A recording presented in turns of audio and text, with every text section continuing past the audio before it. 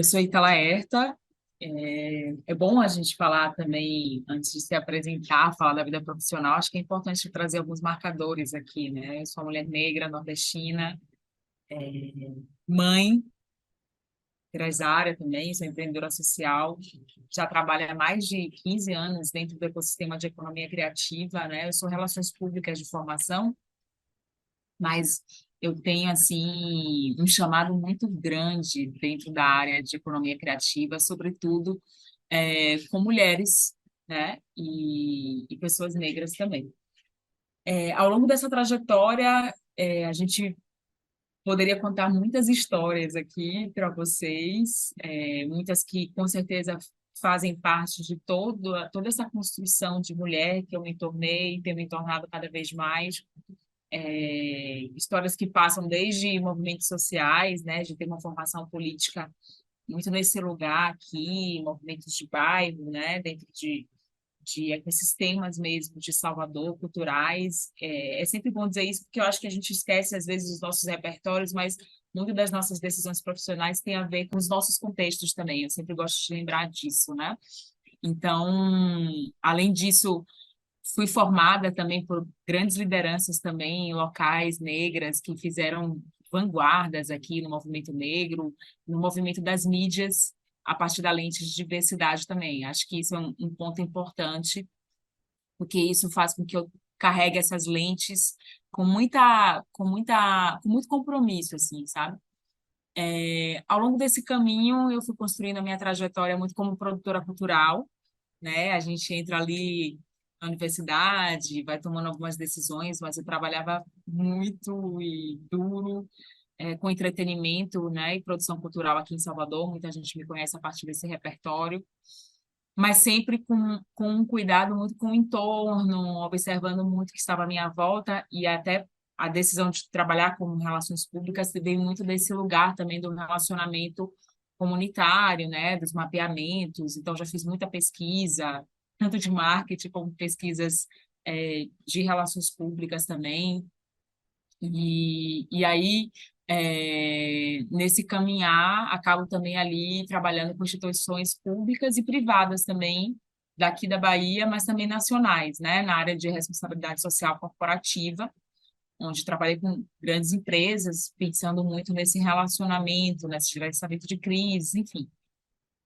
É uma vida muito intensa mesmo, assim, de trabalho, né? Eu sou uma mulher muito intensa. Eu gosto de falar muito de 2017 para cá, porque eu acho que tem marcos bem importantes na minha carreira. Empreendo, né? Cresci num ambiente empreendedor desde muito nova. Eu sempre falo que minha grande MBA aí dos negócios foi a minha mãe e o meu pai também, mas minha mãe e meu pai trabalhavam fora, assim, e minha mãe é uma mulher muito corajosa, muito audaciosa, muito da que vê oportunidade em tudo, sabe? Ela abriu um pequeno pontinho assim na frente de casa para vender algumas comidinhas assim, e aí eu tinha 8 anos de idade. E aí nisso a coisa foi crescendo, e aí daqui a pouco ela começou a ampliar, se tornou uma lanchonete, depois um restaurante.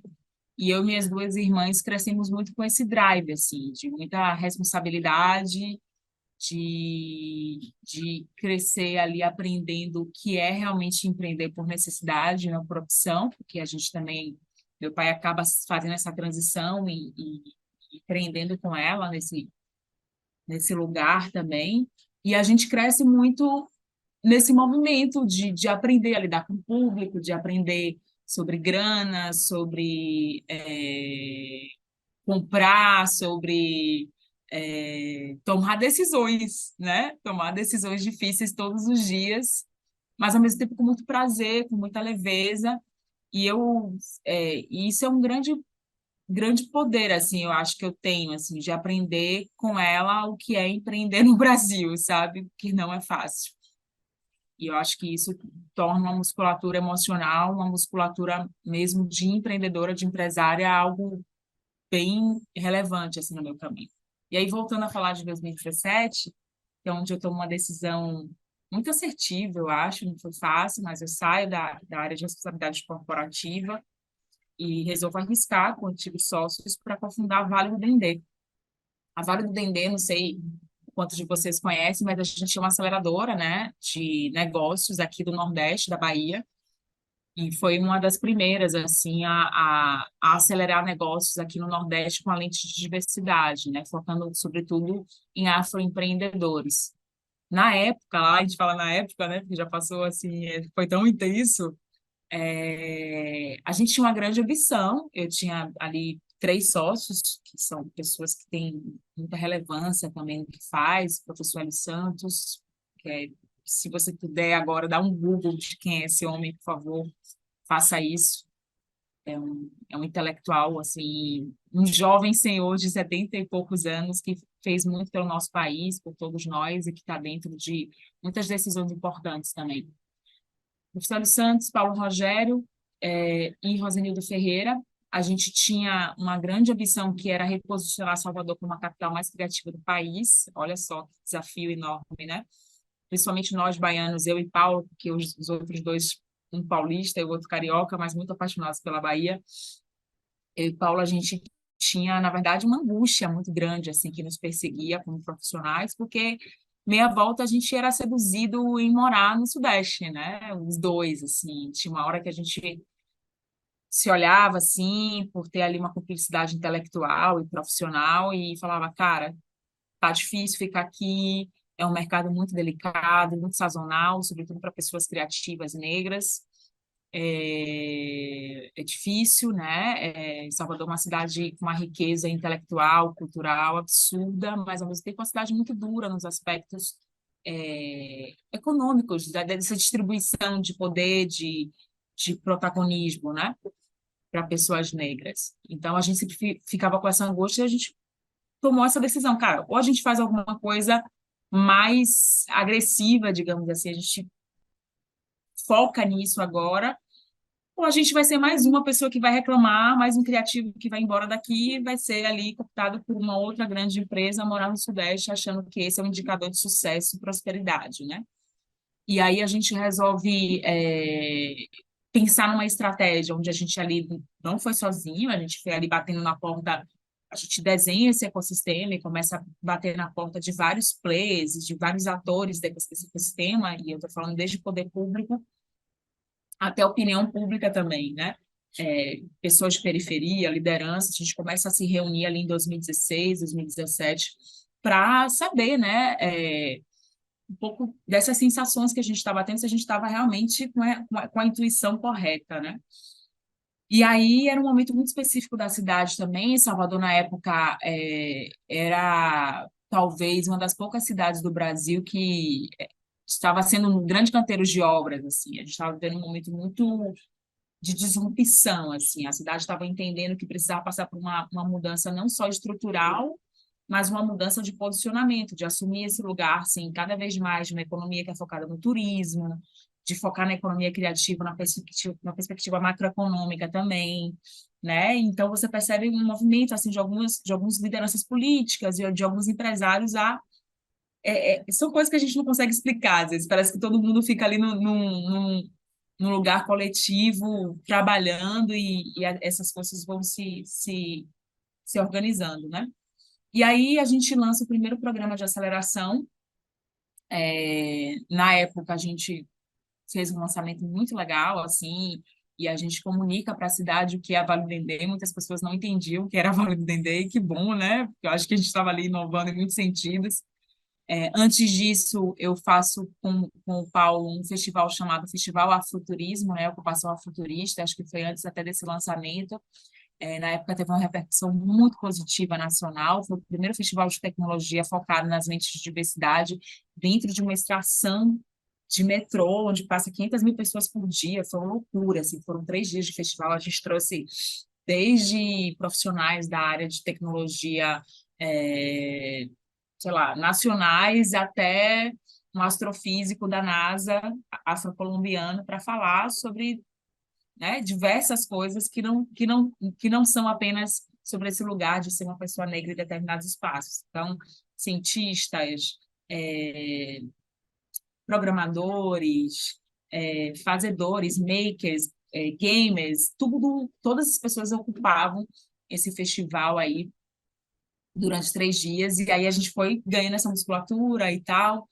E aí a gente lança depois esse programa de aceleração, que foi um sucesso na época. E aí a gente começa a cada vez mais trazer consistência, cria um hub dentro de uma pop-up, dentro de um shopping aqui muito popular, para falar de tudo, assim, voltado para o ecossistema de startups, de empreendedorismo negro, de tecnologia, e aí o que era 3 meses vira 8 meses e passa a ser um sucesso, e programação de 7 da manhã até 10 da noite, cursos, palestras, workshops, lançamentos, ativações, foi muito potente, assim. Eu, como cofundadora e diretora de operações, liderava muito todas essas frentes, né, de programação, do hub, time, muito cansativo também, mas foi muito poderoso, assim, foram 4 anos de dedicação intensa e muito trabalho, porque a gente tinha que educar também ali, né, um ecossistema que desconhecia o seu próprio poder em relação ao que era empreender a partir das lentes de diversidade. Então, nessa brincadeira, assim, foram mais de 300 negócios acelerados. A gente tem, assim, negócios que são exponenciais hoje no Brasil, como o Bebezeiro, é uma marca de roupa, assim, criada por duas pessoas muito queridas, o Izan e o Pedro Batalha. São, assim, desde o momento que eu os vi, eu entendi a força deles dois. Estão aí hoje no São Paulo Fashion Week, graças aos seus esforços também. A gente tem Afro Saúde também, que foi acelerado pela Vale Entender alguns anos atrás. Tem vários outros negócios que já receberam investimentos, algumas outras pessoas se mudaram para aí, né? Conseguiram sócios, investidores. E eu me orgulho muito, assim, porque foram negócios desde game até, enfim, soluções de logística que foram acelerados por nossa metodologia. Aí corta para 2020, pandemia, foi 2020, talvez, 2020, 2020. Eu já colaborava há um tempo com organizações do protagonismo das mulheres no Brasil, né, como consultora, como mentora também há bastante tempo, até antes da Vale do Dendê. E eu sentia que isso era um chamado muito forte, assim, na minha carreira.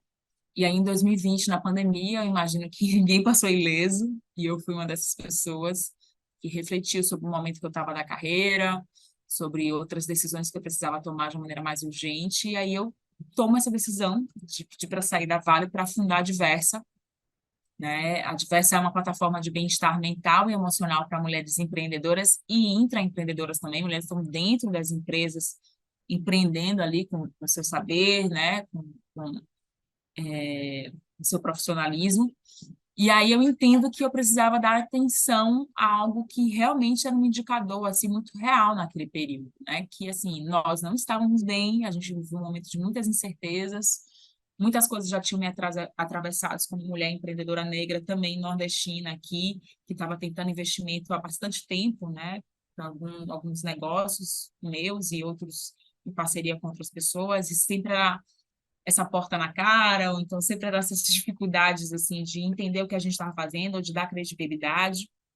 São Paulo é um grande ralo econômico, né? E é difícil às vezes a gente conseguir fazer com que as pessoas entendam o quanto isso é prejudicial para o Brasil, né?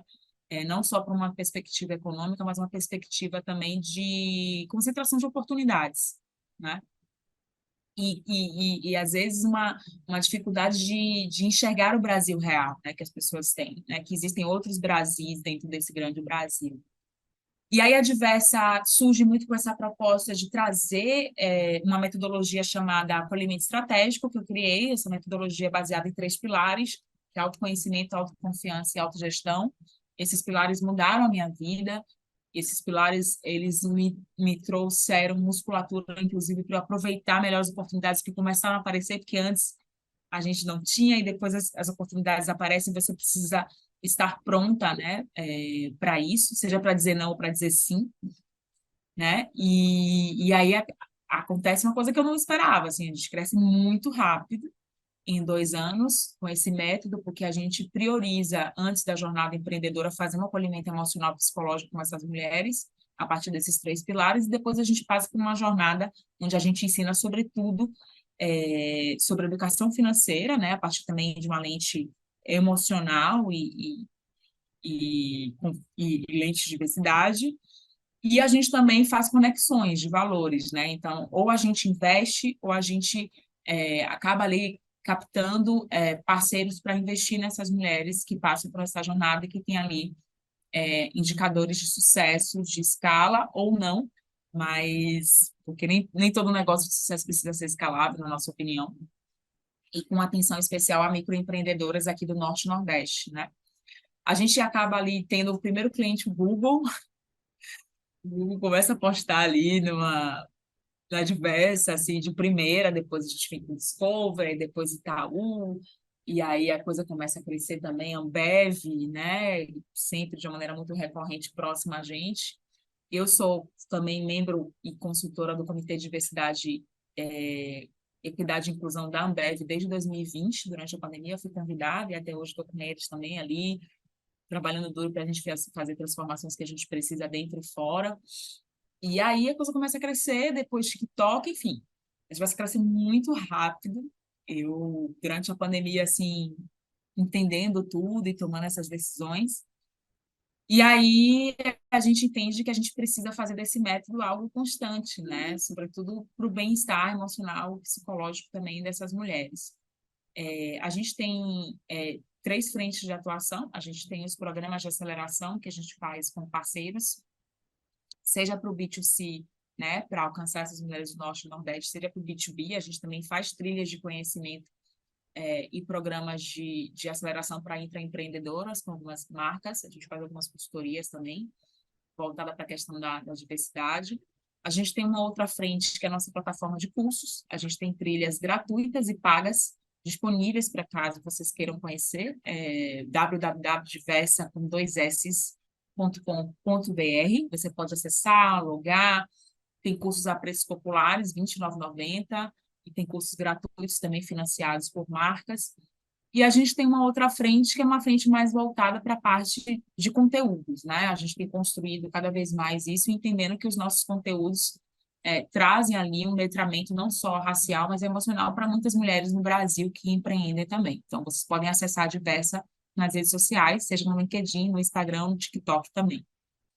A gente está passando por uma grande transformação atualmente, inclusive no nosso modelo de negócio, repensando muitas coisas e se adequando a esse novo momento também que o mercado está vivendo, sobretudo pensando muito no lugar da tecnologia, da inovação, sempre como grandes guardiães aqui de uma inovação que inclua e não exclua ninguém.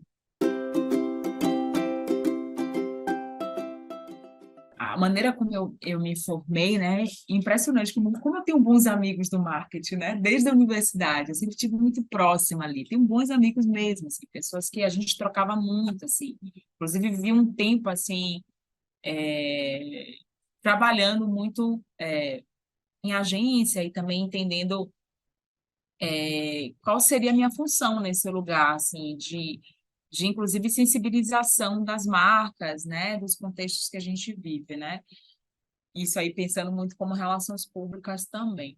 O Brasil é um grande celeiro criativo e é impressionante como a gente tem uma capacidade de fazer coisas muito boas e ter talentos muito consistentes que acabam ali fazendo grandes disrupções, não só no mercado, mas na sociedade com a sua criatividade, né? Acho que se a gente for falar de marketing brasileiro, eu poderia citar vários nomes, inclusive baianos, que é bom referenciar, né? Que fizeram uma mudança, uma transformação muito profunda sobre pensar o marketing a partir de uma territorialidade, né? Ao mesmo tempo que eu honro e reconheço esse lugar, eu vejo que é um desafio enorme ainda, né? A gente provocar algumas mudanças mais sistêmicas, assim, né? Primeiro porque, assim, eu entendo que o reconhecimento de criatividade internacional, né, dos brasileiros veio muito a partir do lugar da comunicação, da publicidade e do marketing. As pessoas sabem que a gente tem muitos talentos criativos aqui e reconhecem a nossa criatividade porque a gente, nossa, convenhamos, nós fazemos muito bem isso. Mas, ao mesmo tempo, eu sinto que as pessoas acham que a criatividade do Brasil está apenas aí, né? E não está. A gente sabe que esse país é muito continental, E a gente sabe que existem muitos fazedores, muitas pessoas criando em outros lugares mais extremos, né? Na margem desse país, e eu falo margem não como um lugar pejorativo, mas margem como potência mesmo, né? Então, eu entendo que essa grande criatividade, que às vezes não está numa sala com ar-condicionado, no sudeste do país, e que às vezes precisa passar por muitos intermediários, né, para alcançar ali um lugar de reconhecimento, ela ainda precisa muito ser honrada, né? Uma vez eu ouvi uma pessoa falar que assim, o dinheiro da criatividade do Brasil está em São Paulo, mas a criatividade do Brasil não está só em São Paulo. E eu vejo muito isso, sim, sabe? Ao mesmo tempo, eu entendo que assim é um processo de deslocamento, demanda muita energia, muito esforço, e a gente precisa realmente priorizar cada vez mais isso, esse diálogo, né, de diminuir essas distâncias. Mas eu acho que a gente não pode deixar de honrar o tamanho que a gente é, enquanto pessoas que produzem muito nesse mercado, sabe? A gente realmente é muito gigante, assim. E eu sinto uma transformação, né, que ainda está lenta, mas a gente vai acelerar cada vez mais, porque eu estou vendo que mais pessoas estão se aliando, estão entendendo que a gente precisa agir, não é só refletir, né? Acho que a gente está num outro momento de refletir, ok, mas a gente precisa agir, isso é tomando decisão de quem você contrata, isso é tomando decisão de quais pessoas no seu time, dentro da sua agência, da sua empresa, tem repertórios diferentes, tem contextos de vida diferentes, porque com certeza essa diversidade cognitiva vai muito acelerar a inovação dentro e fora da sua empresa. Então, essas decisões elas precisam ser aceleradas. A gente fala muito de vontade política, mas precisa ter uma vontade corporativa também, sabe? Todo mundo é responsável por isso, né? Toda empresa está dentro faz parte de uma sociedade. Ela não pode se isentar de ser responsável por essa transformação mais profunda também. E vai ser bom para todo mundo, né? Então, o meu papel, por exemplo, como consultora, né, de diversidade, equidade e inclusão, com algumas marcas, é muito trazer essa provocação para um lugar de urgência, para o lugar da ação, né? A gente com certeza vai ali diagnosticar, mapear, entender, né, o contexto de cada lugar, de cada território, mas a gente vai sim provocar uma ação, uma urgência para que essas transformações ocorram de maneira mais acelerada, né? Porque, como eu disse, assim, isso muda muito das nossas entregas. Eu poderia citar várias empresas que estão tomando essas decisões nos últimos 3 anos e você percebe uma mudança significativa de dentro para fora e de fora para dentro em relação à diversidade, equidade e inclusão, no lugar, sobretudo, da grana. Porque as pessoas acham que isso é caridade, mas não, isso é dinheiro, isso é oportunidade. O Brasil, infelizmente, ainda trata a comunidade negra, nós, maioria, né, são mais de 50, se não me engano, 56% da população, e as pessoas ainda tratam a gente como nicho, né, assim como tratam as mulheres como nicho, nós não somos os nichos, nós somos, né, a maioria. Então, a gente precisa naturalizar mais isso, essas narrativas, entender que foi um grupo subminorizado, mas a gente é realmente maioria desse país, né? E assumir essa diversidade não como um lugar, né, que às vezes é muito estigmatizado, dá muito trabalho, o debate, mas assumir essa diversidade como um dos grandes ativos desse país, né? O Brasil, ele só é essa riqueza porque ele é muito diverso, né? E a gente esquece de assumir essa diversidade e perde muito tempo e dinheiro com isso. Não dá para romantizar, né? O Brasil é um país muito racista ainda. As pessoas não entendem, talvez, a dimensão da gravidade, da complexidade, mas, assim, do impacto negativo que o racismo causa em diversos setores do nosso país. Não só as pessoas, né? Mas a gente está falando de mudar geracional, a gente está falando de pensar, por exemplo, em soluções que vão impactar, assim, profundamente outras vidas por muitas décadas, né? Eu já usufruí de políticas públicas desse país, né, na perspectiva da educação, e posso dizer que a minha vida realmente foi muito transformada por isso, né? E isso é muito importante. Inclusive, a gente tem que realmente diminuir essa distância entre público, privado, a gente tem que conversar mais, a gente tem que articular mais, porque isso acelera muitas coisas, né? eu sempre repito algumas coisas, porque eu acho que é importante a gente. Eu repito às vezes para mim, assim. Muito se fala sobre futuro, sobre tendência. Algumas pessoas às vezes me perguntam muito nesse lugar, nesse território, porque eu sou uma pessoa que gosta também de beber de algumas fontes, né? Da tecnologia, da inovação, para mim é muito importante. Eu trabalho muito com inovação social, mas estou muito conectada a esse ecossistema também, de startups e de tecnologia. Sou muito curiosa. E eu vejo que, às vezes, assim, a gente cai em umas ciladas de raciocínio, e eu acho que a gente está vivendo um momento, inclusive, em que vários filósofos estão emergindo e tendo voz na nossa sociedade, porque eu acho que é uma das profissões do futuro, do agora, do futuro, porque são pessoas que estão refletindo sobre o nosso lugar de existência, para onde a gente está indo, o que que a gente já fez para a gente chegar até aqui.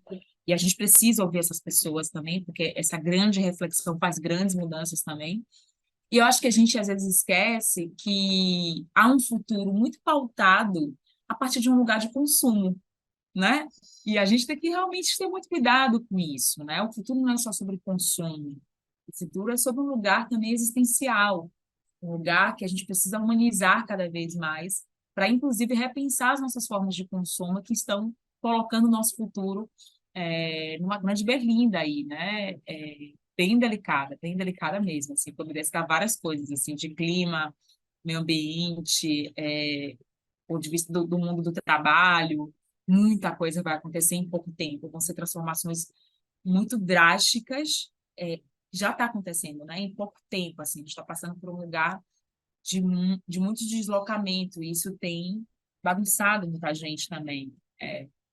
Então, eu acho que o primeiro ponto é: será que a gente não precisa também refletir sobre esse lugar do futuro a partir de um lugar existencial, a partir de outras cosmovisões, lendo, ouvindo, e chamando para o diálogo pessoas de outros territórios, de outras regiões, de outras nacionalidades, de outros modos de existência, para a gente repensar o que a gente está fazendo quanto pessoas que também decidem todos os dias sobre o que é estar nesse lugar aqui, né, pensando no futuro.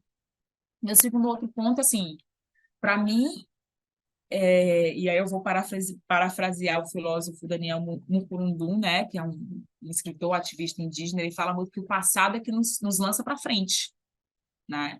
E às vezes eu acho que a gente, como profissionais, pessoas que estão dentro, às vezes, da rotina do trabalho, a gente esquece do quanto esse passado já nos ensinou, né? O passado é muito vivo, né? A gente acha que o passado é algo congelado no tempo, mas o passado é algo muito vivo também, né? O agora diz muito sobre o passado, as decisões que a gente tomou lá atrás. Então, eu sinto falta das pessoas revisitarem isso com mais cuidado, assim, com mais cuidado seria essa palavra mesmo, assim, né? Muita coisa já foi feita, muita coisa a gente já testou e não deu certo, muita coisa a gente já testou e deu certo e deixou para trás. Então, eu acho que a gente precisa revisitar esse passado para nos lançar para frente de uma maneira mais consistente mesmo, assim. E o terceiro ponto que eu tenho falado muito, assim, toda vez que me perguntam sobre esse lugar da tendência, de como eu enxergo as coisas, eu falo muito de uma grande tendência que eu acho que é o diálogo, né? Acho que o diálogo é a tendência mais relevante para mim do futuro. A gente precisa pensar na forma como a gente tem se comunicado no mundo e com as pessoas que estão à nossa volta, porque isso muda tudo, desde a nossa casa até no nosso time, até no que você está mirando ali, projetando como um indicador de sucesso. Assim, tudo é a maneira como você se comunica, né? Como você conversa. A gente vive muito, talvez, uma mentalidade do debate, né? Que é essa disputa ali de razões, e a gente esquece que o diálogo é um lugar muito da conciliação, né? É um lugar que talvez a gente abra a mão dos nossos egos para chegar num lugar comum de uma maneira muito mais igualitária, de uma maneira muito mais respeitosa, e a gente não sabe dialogar aí. A gente vive num grande conflito, né? A gente vive muito no grande conflito, tudo é conflito. E aí eu vejo lideranças ou fugindo do conflito, fogem do conflito, né? Pessoas fugindo do conflito achando que uma hora isso não vai chegar, porque a conta vai chegar, ou encarando o conflito não como uma oportunidade, mas sim como um grande problema, assim. O conflito sempre é uma grande oportunidade para a gente fazer grandes mudanças. Gente, olha essa sociedade, quantos conflitos a gente já passou, quantas pessoas sentaram para conversar, né, e pensar no lugar das suas concessões, dos seus egos, quanta coisa a gente muda, né? Então, eu sinto que muitas lideranças, inclusive eu estou falando para mim, assim, eu procuro saber muito sobre esse lugar do diálogo, preciso mudar muita coisa ainda. E todas as decisões que eu tomei ao priorizar isso na minha vida, na minha família, no meu time, a minha vida mudou para melhor, assim, de verdade. O meu negócio mudou para melhor. Então, talvez a minha sugestão aqui é que vocês invistam em cada vez mais mediar, ouvir, escutar, e não fugir do conflito. Não fujam do conflito. Às vezes a gente se isenta, inclusive, de conversas difíceis, é, e, na verdade, quem se isenta é muito pessoas privilegiadas, porque elas podem se isentar disso, né? O privilégio, ele te dá essa alternativa, né? De ir ou não, de enfrentar ou não. Porque pessoas não privilegiadas, elas apenas enfrentam as situações sem muita opção. E eu acho que falta ainda um exercício dessa sociedade, sobretudo dos brasileiros muito ricos, com muitos privilégios, repensar os seus lugares de privilégios, de coragem, seria essa palavra, sabe? Acho que falta coragem, assim, a gente tá convocando as pessoas para um grande chamado, para elas assumirem esse lugar de coragem, para fazer com que realmente é, essa influência positiva sobre repensar esse país a longo prazo seja algo muito mais genuíno, assim, não só de interesses comerciais, mas de uma transformação muito mais genuína mesmo. Quando esse convite chegou, eu fiquei bem feliz e bem surpresa. Falei, gente, peraí, deixa eu entender aqui um pouco sobre esse convite, porque, primeiro porque, assim, muitos especialistas como eu não estão no radar, né, de muitas outras plataformas e iniciativas, às vezes as pessoas não entendem nem como especialistas, né?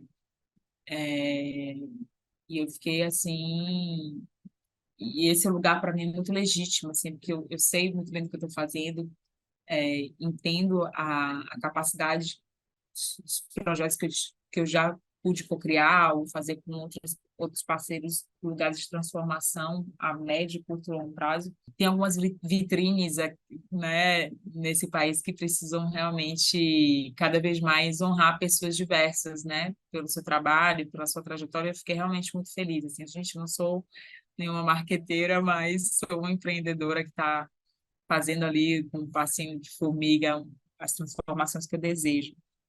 Então, eu fiquei me senti muito honrada e repercutiu de uma maneira muito positiva, assim, sabe? Só tenho a agradecer, assim, ao Fábio, assim, pela generosidade, né, das conexões, da maneira como essa plataforma está sendo conduzida, assim. Quero me colocar também à disposição para a gente estreitar cada vez mais essa relação, não só com ele, mas com todo o ecossistema da Abramark também, né?